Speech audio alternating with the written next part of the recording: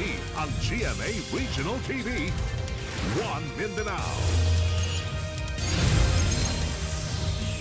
Aniya na ang mga dagkong balita karong adlaw sa One Mindanao. Konsehal sa Hagonoy, Davao del Sur, nakalingkawas human gisulayan matud pa og pusil.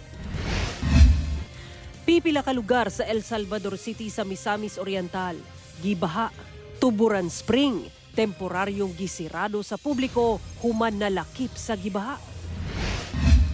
Kapin 5,000 ka estudyante sa Cagayan de Oro City Central School nagbalik eskwela na.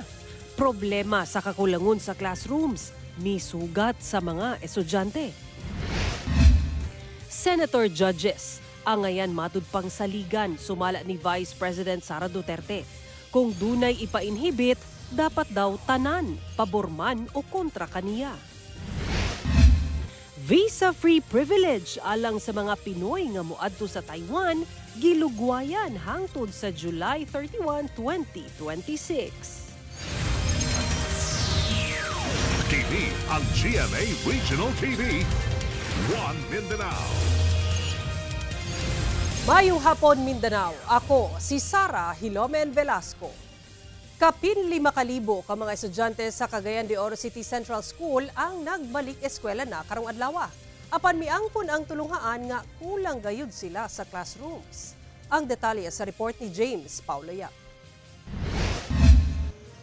Pasado alas 5 sa buntag, nag-abot-abot na ang mga estudyante sa Cagayan de Oro City Central School alang sa unang adlaw sa school year 2025-2026. Sagad kanila, mga grade 1 hangtod grade 3 learners tungod sa yusab magsugod ang ilang klase. Pipila ka mga estudyante ang wala dayon nakita ang ilang mga classrooms, apan dali rasab nga na-assist sa mga teachers. Ang grade 6 student nga si Margo, excited sa unang adlaw sa pagsugod sa klase. Yes, of course! I will meet my new classmates. Todo suporta sa iyang inahan, ilabi pa nga usa ang iyang anak sa nag-perform sa opening salvo sa tulunghaan. Sumala niya nga sayusab siya mumata aron maatiman ang anak sa pagbalik eskwela. Magsayog tulog kay sayo ba mga mata ang mga bata. Ika na magsakay og jeep dapat early gyud kay daghan kay mga estudyante. 6:30 sa buntag, dihang gisugdan ang formal nga klase sa mga estudyante. Sumala sa principal sa maong tulunghaan nga walay aberya sa unang adlaw sa pagbalik sa klase. Ana sa kapin 5,000 ka estudyante sab sa tulunghaan ang nagbalik eskwela na. Apan nagpatuman sila og shifting of classes sa grade 1 hangtod grade 3 tungod sa kakulangon sa classrooms. In the last accounting of our classroom, doon natin 59 ka classrooms based on LIS nga atong needs. Ang atong bata karon doon natin to shift. Ang atong kinder shifting, ang atong grade 1 shifting, ang grade 2 shifting, grade 3 shifting. Magsugod ang unang shift sa klase alas 6:30 sa buntag hangtod alas 12 sa udto. Samtang alas 12 sa udto taman alas 5 sa hapon sab ang ikaduhang shift.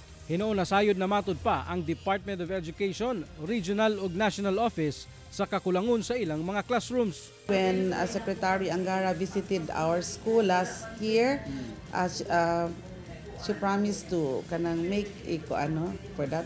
And in fact, kanang yan ang gipasukod-sukod o gahadapit ang. I hope nga ma-realize to ang among request. Kauban si Makoy Sempron, James Paulo Yap, One Mindanao. Atong sayron ang dugang pang mga balita sa Mindanao. Makauban nato si Efren Mamak live sa General Santos City. Efren. Salamat, Sara. Nakalingkawas ang usa ka konsehal sa Hagonoy, Davao del Sur human gisulayan og pusil samtang nagtindog gawas sa barangay hall. Kini human pakyas nga makabuto ang pusil sa gunman. Ani ang report ni Argil Relator. Sa CCTV footage nga kuha nga atong alas 4:11 Domingo sa hapon, makita kining motorsiklo nga dunay duha ka sakay nga mihunong likod sa usa ka nakaparadang sakyanan. Daw dunay gikuha nga nakaputos ang angkas nga suspect. Dili klaro kung unsa ang gidala ni ini. Mibaba ang suspect og midagan padulong sa kilid sa sakyanan. Makita sab ang pagdagan sa usa ka lalaki gikan sa kilid sa sakyanan pasulod sa usa ka building. Gilayong midagan ang angkas palayo. Sumala sa Hagonoy Municipal Police, usa kini ka kaso sa pagpamusil ug ang biktima giila nga si Hagonoy Davao del Sur Councilor Melvin Ordaneza. Sa investigasyon, Nagtindog lang matud pa gawas sa barangay hall sa barangay Poblasyon ang biktima. Dihang gisulayan siya og pusil sa wala pa mailing nakasakay sa motorsiklo. Apan pakyas nga makaboto ang pusil nga gigamit sa gunman nga gitago sa gituuhang gamay nga pink backpack. Gisulayan sa GMA Regional TV 1 Mindanao nga makuha ang kabahin ni Councilor Ordaneza sa hitabo. Apan wala pa kini tubag. Apan sa post sa iyang social media account, gikonsidera niya nga ikaduhang kinabuhi nga nakalingkawas siya sa pagsulay og pusil kaniya. Wala matud pa siya nahimong kalaban. Dugang sa Hagonoy Police, wala sab sila nadawat nga report nga dunay hulga sa kinabuhi ang konsehal. Ipa-enhance pa nila ang CCTV footage aron masuta kung unsa gayod ang dala sa angkas sa motor. Ako si Orgil Relator. 1 Mindanao. Sa panawagang mag-inhibit ang senator judges sa impeachment trial ni Vice President Sara Duterte tungod kay giingong bias, sumala sa bise nga kung bias ang basehan sa pag-inhibit, dapat apil daw ang bias kontra kaniya. Ang detalye sa live report ni Argil Relator. Argil. Sara hinuon gipasabot sa bise nga kinahanglan o angayan matud pa nga saligan ang senator judges nga himuon nilang patas ang pagpatuman sa ilang makatungdanan diha sa impeachment court. Luyo sa mga panawagang mag-inhibit ang pipila ka senador tungod sa ilang mga pahayag ug aksyon kalabot sa gikaatubang niyang impeachment trial. Nanawagan si Vice President Sara Duterte nga saligan ang mga senator judges nga mahimo silang patas. Kaya sinasabi ko, ibigay na natin yung benefit of a doubt dyan sa ating mga senator judges na gagawin nila ang trabaho nila ng patas according to sa sinumpaan nila as senator judges. Pagpasabot niya kung ang mahimong basehan, bias matud ba ang usang senador pabor kaniya. Unsa na lang pud kaha ang mga senador nga bias bato kaniya. Kung ganun ang ating basehan sa inhibition, ay dapat din natin ipa-inhibit ang mga senators na meron ding bias against Sara Duterte. No? Tulad na lang ni Senator Risa Ontiveros na in a public speech, sinabi niya na kailangan talaga dibain ang pamilyang Duterte. Sa pahayag sa pipila ka business groups nga nagapakita og accountability ang pagpadayon sa impeachment trial, sumala ni VP Sara nga walay kalabutan sa accountability ang gidusong impeachment batok kaniya. Kung accountability daw ang gipangita, dapat sa korte mo adto o dili sa impeachment court. Kahit nandyan o wala yung impeachment, wala na talagang investor confidence dito sa ating bayan. Kung nakikita nyo, bagsak ang foreign direct investment sa ating bayan. No? Kaya wag nila ako gawing rason kung bakit pangit ang takbo ng ating ekonomiya ngayon. Ang impeachment ay removal process ng isang impeachable officers. Kung gusto talaga nila ng accountability, ay mag-file ng mga kaso dyan sa mga korte. Samtang magpabilin sa 733 million pesos ang proposed budget sa OVP alang sa tuig 2026 nga sama karong tuiga. Kini alang sa pagpadayon sa ilang mga proyekto ug programa. Dahil inaasahan ko naman na hindi ibibigay yung budget ng Office of the Vice President dahil nga hindi naman kami kaalyado ng administrasyon. At nakita na natin yon noong nakaraang taon. Sara, sa dokumentong gisumite ngadto sa impeachment court, ana sa 16 ka mga abogado magsilbing counsel ni Vice President Sara Duterte alang sa impeachment trial ug nagsumite na sab silang formal entry of appearance. Sara. Okay, dagang salamat, Argil Relator. Nakuhaan og video ang gituwang sabong sa manok sa usa ka protected area sa Zamboanga del Sur. Tagdumala sa mong lugar, gi-relieve sa duty sa DENR samtang gipaubos sa investigasyon ang maong hitabo. Ani ang detalye. Sa video nga kuha sa usa ka netizen, makita kining panagtapok sa mga residente sa usa ka gikoral nga bahin sa Luna sa Lake Maragang, Mount Timolan sa Tigbao, Zamboanga del Sur, banda alas 2 sa hapon niadtong June 12. Apan makita sa mong video nga dunay 10 kanay sa mga manok. Butang nga gialmahan matud pa sa mga netizen sanglit bawal ang dili otorisadong cockfighting ilabi na sa maong lugar nga usa ka protected area sa DENR. Apan matud sa usa ka residente sa lugar kinsa mihangyo nga dili panganlan, dili matud pa usa ka sugal ang nahitabo. Kabahin lang matud pa kini sa retirement program sa usa ka opisyal sa DENR nga nagdumala sa maong lugar. Palipay ra jud. Wala gyud ko na to sugal nga na-involve.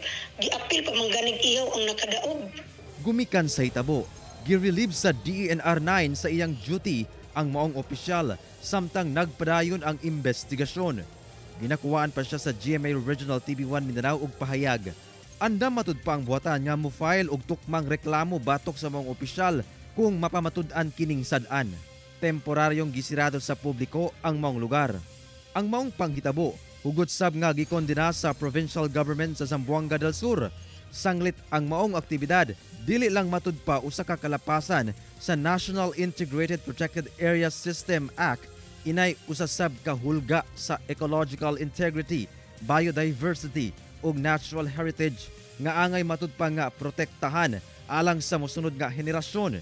Ilabi pa nga ang Mount Timolan Protected Landscape, lakip ang Lake Maragang Rainforest Park, usa ka simbolo og dunay dakong ecological importance sa probinsya ug dili angay panamas-tamasan. Nanawagan sab kini sa DENR ug LGU nga imbestigahan ang maong panghitabo. Giawag sab niini ang publiko nga i-report kung ugaling dunay mamatikdan nga susamang aktibidad. Kauban si Gary Balantay ug Bong Vicencio, Efren Mamak, 1 Mindanao. TV ang GMA Regional TV, 1 Mindanao. Gipahibalo ni Davao City Police Office Acting City Director Police Colonel Hansel Marantan ngadto sa 20th Davao City Council nga nag-file na siya og request for relief sa iyang katungdanan. Kung ano atong sayron sa report ni Argil Relator. Miatubang sa 20th Davao City Council si Davao City Police Office Acting Director Police Colonel Hansel Marantan alang sa usa ka exit call sa konseho. Iyang gipahibalo nga nag-file na siya sa PNP headquarters og request alang sa iyang relief isip Acting City Director sa DCPO. 15 days matud pa gikan sa pag-file niya og request niya atong Biyernes. Gilauman nga mugula ang desisyon sa PNP National Headquarters. Hinoon, nag-file na sa matud pa siya og leave of absence. I am in pain. I have medical conditions, so I have to address it. I have 52 metal screws in my body. I have a total knee replacement. I have a titanium spine. In other words, I'm a PWD. I have an impaired ear. So I think I have to address my situation. Sulod sa 11 ka bulan sa katungdanan, iyang gipasigarbo ang 100% crime solution efficiency. Natuman sab ang marching order matud pa ni Davao City Mayor Baste Duterte kaniya nga walay mahitabong terrorist attack. Wala say nahitabong election-related violence. Gawa sa law enforcement operations, nagpahigayon sab og outreach programs ang DCPO, labi na sa mga lagyong barangay sa syudad. Agig pag-ila sa iyang liderato sa hutong sa kapulisan sa Davao o kalampusan sa pagpatuman sa kahapsay ug kalinaw. Giaprobahan ang pagpasa og resolusyon nga i-commend si Colonel Marantan. Commending Colonel Marantan, Mr. President, for the accomplishments he had extended to our city. I so move, Mr. President. Motion for the approval of the resolution. Any second? Duly seconded. Any comments or remarks? There being none, the resolution is approved. Thank you very much, Mr. President. I am humbled na they will give me some commendations and all that. The PNP will be happy about it. My family will be happy. And such a relief. Duna matud pa'y tulo nga girekomenda si Colonel Marantan nga posibleng mupuli kaniya. Kauban si Melchor Awing sa kamera. Ako si Argil Relator. 1 Mindanao. Temporaryong gisirado ang Tuburan Springs sa El Salvador City nga usa ka tourist attraction human nalakip sa giba niadtong adlawng Domingo. Human ang nasinati nga urban flooding sa pipila ka lugar sa Barangay Poblacion, El Salvador City sa Misamis Oriental niadtong adlawng Domingo, pipila ka kabalayan sa lugar ang nasudlan og tubig baha. Sa monitoring sa El Salvador CDRRMO milapaw matud pa ang Spong Creek sa maong barangay tungod sa kusog nga baha nga nasinati sa bukirong bayan sa syudad. Pipila ka lugar ang nakasinati og taman tuhod nga baha, lakip na ang tourist attraction sa lugar nga Tuburan Spring. Hinungdan nga temporaryo una kining gisirado alang sa clearing operations. Hinuon buksan kini pagbalik panahon nga mahuman na ang paglimpyo palibot sa maong spring. Isa ka lalaking senior citizen ang nakaplagang patay kilid sa sapa sa Barangay Domingas sa Kalinan District sa Davao City. Lunes sa buntag, dihang nakita ang patayng lawas sa maong 65 anyos nga lalaki kilid sa sapa. Positibo siyang giila sa iyang asawa nga mao ang ilang gipangita. Saysay sa asawa nga Sabado sa buntag, dihang milakaw ang iyang bana gikan sa ilang balay sa Barangay Lacson aron moadto sa ilang umahan sa Barangay Lamanan aron maghimo og uling. Apan wala na kini nakauli. Sa pagpanubay sa kapulisan, dunay nakakita nga mitabok sa sapa ang maong senior citizen sakay sa balsa nga gama sa kawayan. Gituohang nahulog kini sa balsa nga may resulta sa pagkalumos tungod sa kusog nga current sa sapa niadtong tungura. Gipahilan na ang patayng lawas sa maong senior citizen. Tulo ka kumpirmadong kaso sa Mpox ang natala sa Alabel, Sarangani. Ang unang kaso, dunay travel history sa South Cotabato. Ani ang report. Gibutiyag sa Sarangani Provincial Health Office nga nakatala na og tulo ka kaso sa Mpox ang probinsya ug ang maong mga kaso natala sa Alabel. Ang unang kaso, usa ka 73 anyos nga babayi nga dunay travel history sa Pulumulok, South Cotabato. Nagpa-check up matud pa kini sa Municipal Hospital sa Pulumulok ug na-diagnose nga chickenpox. Miuli kini sa Alabel ug nakasinati na og pagsakit sa kalawasan sama sa pagluya. Busa, nagpa-check up kini balik sa health center sa Alabel ug ipa-admit dayon kay nakitaan na kini og simptomas sa Mpox. Diyang miabot ang resulta, positibo kini sa Mpox. Kahit pa mukhang chickenpox yan or anything na may mga rashes na kahinahinala, we will have to do testing. And indeed, positive nga yung ating case na yon. Ang ikaduhang kaso, usa ka 28 anyos nga babae nga dunay travel history sa General Santos City. Human sa pipila ka adlaw, naka-rashes kini sa lawas. Diyang gireport sa Provincial Health Office, nakitaan na kini og simptomas sa Mpox. Busa gilayon kini gi-isolate o gi-test og nagpositibo sa Mpox. Samtang ang ikatulong kaso, usa ka 37 anyos nga babayi nga walay travel history. Sumala sa PHO, nakatala na sila og 21 ka suspected cases sa Mpox sa probinsya. Busa padayon ang ilang ginahimong contract tracing ug testing. As of today, we have 19 suspected cases plus dalawa. Yung kasambahay ngayon ng matanda na galing sa Pulumulok din. So we have 21 but 19 suspected cases. Nakuha na natin ng sample at out of that 19, 10 na yung dumating kasama itong tatlong confirmed cases natin. Nagpahimangno ang PHO sa katawan nga batasanon gayud ang paghinlo sa kalawasan aron makalikay sa unsamang sakit. Dili man mandatory ang pagsuot og face mask sa publiko, giawhag ang pagsuot niini ilabi na sa mga dunay ubo ug sipon. Kung dunay skin lesions o simptomas sa Mpox sama sa hilanat, pagsakit sa lawas, rashes, gilayong magpakonsulta sa health center. Kauban si Gary Balantay ug Bong Vicencio, Efren Mamak. 1 Mindanao.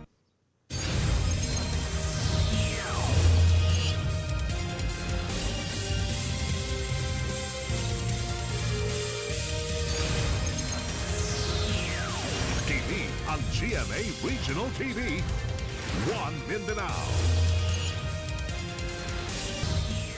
Padayon ang pagmonitor sa DTI GenSan sa presyo sa mga school supplies, ilabi na karong tingklasin na. Ani report. Sayo na malit si Joanne og gamit sa eskwelahan alang sa iyang anak nga kinder. Tungod kulang sa budget, gamay pa lang ang iyang gipamalit nga school supplies. Ang kanang individual lang, di lang kuan binandel kay way budget. Sa pagsugod sa klase, padayon ang pagmonitor sa DTI Gensan sa mga namaligya og school supplies sa syudad. Sa gipagawas nga price guide sa DTI sa school supplies, ang notebook ana sa 15 pesos to 52 pesos ang usa. Ang pad paper ana sa 15 pesos kutob 48.75 pesos. Lapis 11 pesos kutob 17 pesos ang buok. Ballpen 3 pesos kutob 21 pesos ang buok. Crayons 12 pesos kutob 114 pesos ang box. Eraser 4.50 pesos kutob 20 pesos ang dako. Sharpener 15 pesos kutob 69 pesos ang usa. Ruler 16 pesos kutob 39 pesos ang usa. Sa atong price guide mo na siya, magiging guide na sa atong mga consumers, sa atong mga parents para at least mabalaan nila, magkaroon sila idea, ma-budget na nila ang ilahang kwarta, makabalo sila kung unsay maayong paliton, no, na masakto sa ilang budget. Dunay tambag ang DTI Gensan nga kung makaya, mupalit og nakabundle kay discounted kini aron makadaginot. Instead na tagsa-tagsahon nila palit og 5 ka notebook, basig na sila makita na ginabaligya na nakabundle na 5, much better na siya kay mas barato na or maka-discount sila. Hinuon sumala sa DTI Gensan, sagad sa mga establishmento sa syudad, misunod sa price guide nga ilang gitagana. Kauban si Gary Balantay ug Bong Vicencio, Efren Mamak. 1 Mindanao. Ika-75 nga pagkamugna sa Cagayan de Oro City isip chartered city, mapasigarbuhong gisaulog sa syudad. LGU, padayong nanawagan sa mga Cagayanon nga magkahiusa alang sa kalambuan sa syudad. Ani report ni Cyril Chavez. Adlawng Domingo, sayo sa buntag, gisugdan ang programa sa pagpanguna sa lokal nga kagamhanan sa Cagayan de Oro City aron ilhon ang ika-75 katuig nga pagkamugna sa syudad. Subay sa tema nga Proud of Our Roots, Bold in Our Dreams, gipangunahan kini ni incumbent Mayor Rolando Uy ang selebrasyon. Matod sa mayor nga Hunyo 15, 1950 pinaagi sa Republic Act 521, gideklara ang Dakbayan isip chartered city human mapirmahan kini ni kanhi presidente Elpidio Quirino. Ilang mga paningkamot o dedikasyon maoy nagbukas sa pultahan sa progreso sa atong gi-enjoy karon. Nagpasalamat sab ang mayor sa mga Cagayanon sa pagpili kaniya isip amahan sa syudad sa ikaduhang termino. Zero billing policy o satellite clinics o super health centers sa mga kabaranggayan. Usa, atong gipatasan ng oras sa pagserbisyo sa katauhan aron ang mga kaigsunan nato sa kabukiran matagaan o kahigayunan nga malantaw ang ilang panglawas hangtod alas 10 sa gabi matanaw ang ilang panglawas. Sa katapusan, giawhag sa mayor ang katawhan nga magkahiusa sa pagtinguha sa kalambuan sa syudad. We move forward with hope and pride under the RISE CDO Development Agenda. For regional leadership, institutional development, safety and security, and economic recovery and sustainability. Magpadayon kita sa paglambo, magpadayon kita sa pagpakabana, magpadayon kita sa pagpakita nga ang Cagayan de Oro City ang dakbayan sa bulawanong panagkigalaay. Kauban si Jaybert Pairat, Cyril Chavez. 1 Mindanao. 200 pesos nga usbaw unta sa suhulan sa minimum wage earners wala na aprubahan sa Kongreso. Ani report ni John D. Esteban. Wala na aprubahan ang balaunon nga nagkanayong pausbawan ang suhulan sa mga minimum wage earners sa pribadong sektor. Nasayangan pag-ayo ang mga minimum wage earners sama ni Rachel nga nagtrabaho isip cashier sa usa ka convenience store sa Davao City. Para nako dakong tabang ang pag-uswag sa sweldo para sa panginahanglan sa pamilya ug labaw na karon nagamahal na ang pamalitunon. Ato sa uwahing session sa 19th Congress, wala maprubahi ang usbaw sa suhulan sa mga minimum wage earners sa pribadong sektor. Kini human pakyas nga mausa ang managlahing bersyon sa Senado ug Kamara kay way nahitabong bicameral meeting. Ang bersyon sa Senado mao ang 100 pesos nga usbaw sa inadlaw nga suhulan. Aban wala gidawat sa Kamara kay ilahang gibarugan ang ilahang bersyon nga 200 pesos. Ang Kamara mibuelta. Dili matud pa gusto makikistorya ang Senado kay way pulong nga nahitabo. Ang gusto daw sa Senado, dawaton ang ilahang bersyon. Ginatipid kuno sa Senado ang mga mamumuo apan sumala ni Senate President Francis Escudero. Wala natun-an pag-ayo sa Kamara ang maong balaod nun sa mga posibleng epekto niini sa ekonomiya. O daw, gidali-dali kini. Hinuon una pa man niini, sawa pa mapasar ang balaod nun sigon ni Attorney Randolph Pensoy, ang Regional Director sa DOLE 11, nga bisa na ay Regional Tripartite Wages and Productivity Board o RTWPB, nga maoy otorisado sa pagdeterminar sa minimum wage adjustment, pwede gihapon kini mamyadahan, maripil o maabolish sa Kongreso. It might somehow impliedly amend, repeal the power of the RTWPB. But again, the wisdom of the law is, again, I would say, the law creates the RTWPB. It's also the law that would destroy, amend, and repeal our power. So we are ready for any untoward or anything that would happen. Daan na sab giingon ni Attorney Pensoy, ang maong wage hike bill makaapekto sa patigayon, labi na sa mga gagmay negosyante o medium, small, and micro enterprises o MSME. Or it may result to a termination, reduction of labor, or perhaps close of establishment. As to the labor, would say, iba mo yung pagani, kulang pa. Or perhaps they would say it's enough because it has given them more power to purchase. Kay wa man maaprobahe ang balaod nun, balik sa uno. Bot pasabot, kinahanglan i-file kini og balik og subling moagi sa legislative process sa 20th Congress na. Kauban, si Bebot Kahes sa kamera. Jandy Esteban. 1 Mindanao. Gibuksan na sa lokal nga kagamhanan ang Phase 3 ug 4 nga project Lunhaw sa Plaza Divisoria sa downtown area sa Cagayan de Oro City. Mas plastar ug walk-friendly nga parke ug gathering area pwede nang magamit sa publiko. Ani report ni Cyril Chavez. Adlawng Miyerkules, gibuksan sa Cagayan de Oro City LGU ang Phase 3 ug 4 sa Project Lunhaw sa Plaza Divisoria sa Cagayan de Oro City. Lakip sa Phase 3 ang JR Borja Park nga memorabilia sa kanyang mayor nga si Justiniano Romulo Borja ug ang Kiosko Kagawasan nga nagsilbing Freedom Park sa syudad. Sa Phase 4, mas nindot na sab ang Rizal Park nga maduaw ug mas daghan na og pwedeng malingkuran sa publiko. Nisubay man gini sa giplano gyud sa atong sa engineering ug sa atong tourism ug sa hapsay sa pao sa Lunhaw, no?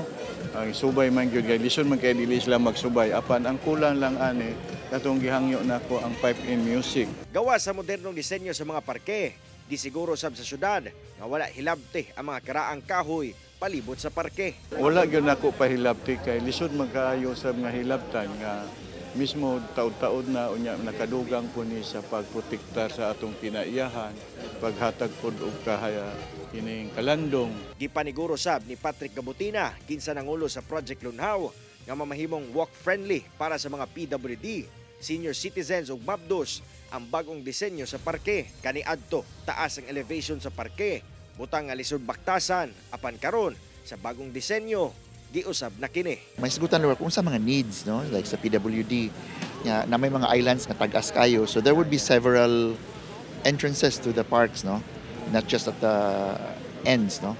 So karon gid lugar ang i-encourage gyud nato nga walkability, inclusivity, and community gyud. Karon ginapaabot na lamang ang pagtapos sa Phase 2 ug 5 sa Project Lunhaw sa Divisoria area ug target nila kini matapos una pa man ang Higalae Festival sa syudad karong Agosto. Kauban si Jaybert Pairat, Cyril Chavez. 1 Mindanao. Patay ang usa ka tricycle driver human gipusil sa General Santos City. Suspect nga nakabangi niini una ang hitabo ginapangita sa kapulisan. Nagbuyod na sa kadalanan samtang tapad do sa iyang tricycle kining 42 anyos nga lalaki human gipusil sa ulo sa Purok Malinawon, Barangay Conel, General Santos City, banda 8:38 Lunes sa gabi. Sa investigasyon sa kapulisan, saysay sa anak sa biktima, dunay nakabangi ang biktima nga laing lalaki una ang hitabo. Ang maong lalaki nakabangi duna matudpay gitunol nga sachet sa gituhuang shabu sa biktima apan wala matud pa niini kini gidawat. Naibawan na lang nga gipusil na ang maong biktima. Na-recover sa crime scene ang pipila ka basiyo sa kalibre 45 nga pusil. Nagpahigayon na og hot pursuit operation ang kapulisan batok sa lalaki na kabangi sa biktima. Ginasulayan pa sa GMA Regional TV 1 Mindanao nga makuhaan og pahayag ang kabanay sa biktima. Gilaumang maminusan og dako ang bayad sa kuryente sa Mati City LGU sa Davao Oriental karong hapit na mahuman ang ilang solar power project. Kapin 2 milyon pesos ang ginabayad sa Mati City LGU sa ilang electricity bill matag bulan. Kung galing magsugod na og operate ang solar power project sa syudad, kapin 60% matud pa ang ilang madaginot sa balayrunon sa kuryente. Maminusan sab ang pagdepende niini sa mga tradisyonal na tinubdan sa elektrisidad. Ang proyekto dunay 513 to 516 kilowatts nga kapasidad. Nagsugod ang konstruksyon niini ni adto lang Marso o gipondohan og 36 million pesos. Gilaumang mahuman og mahimong fully operational ang mong proyekto karong bulana. The long wait is finally over. Nakita na kagabi ang pilot episode sa Encantadia Chronicles, Sangre. Mga nilalang ng lupaing isinumpa. Simula sa araw na ito ay ako na ang kikilalanin ninyong Kera. Gipaila-ila na si Rian Ramos isip Kera Mitena ang giingong bayani nga misalbar sa mga taga Meneave human mapatay ang higante nga si Arsus. Usa pa ka-highlight sa pilot episode kagabi ang vision ni Cassiopeia played by Solen Yusuf kalabot sa nakatakdang mupatay kaniya. Daw nahimong bahad kini sa magsuong Sangre Pirena, Alena Danaya played by Glyza de Castro, Gabi Garcia ug Sanya Lopez. Busa ilang bansayon ang ilang mga anak. At tangi kung unsa ba ang mahimong kapalaran sa bag-ong Encantadia unyang 8 p.m. sa GMA Prime pagkahuman sa 24 oras. Maayong balita alang sa mga Pinoy nga dunay planong mobiyahe sa Taiwan kay gilugwayan og usa ka tuig ang visa-free entry alang sa mga Pinoy. Kana ang gianunsyo sa Minister of Foreign Affairs sa Taiwan dungan sa paghiusan niini sa pagsaulog sa Philippine Independence Day niadtong June 12 hangtod July 31 sa mosunod nga tuig ang visa-free privilege sa mga Pinoy sa Taiwan imbis nga July 31 karong tuiga. Ang sakop niini mga biyahe nga dili mulapas sa 14 ka adlaw. Apan dili sakop niini ang mga dunay diplomatic, official o service passport. Gawa sa Pilipinas, gihatagan sabog 1-year extension ang visa-free privilege sa Thailand o Brunei. Og mao kato ang mga ulahing balita sa Mindanao karong adlaw. Mamahimo ninyo kini makita pag-usab pinaagi sa pagbisita sa official website sa GMA Regional TV o bisitahan ang among official YouTube channel o i-click ang subscribe button para sa pinakaulahing balita. Daghang salamat sa atong mga kapuso sa Mindanao nga nagalantaw kanamo ug sa atong mga kapuso abroad.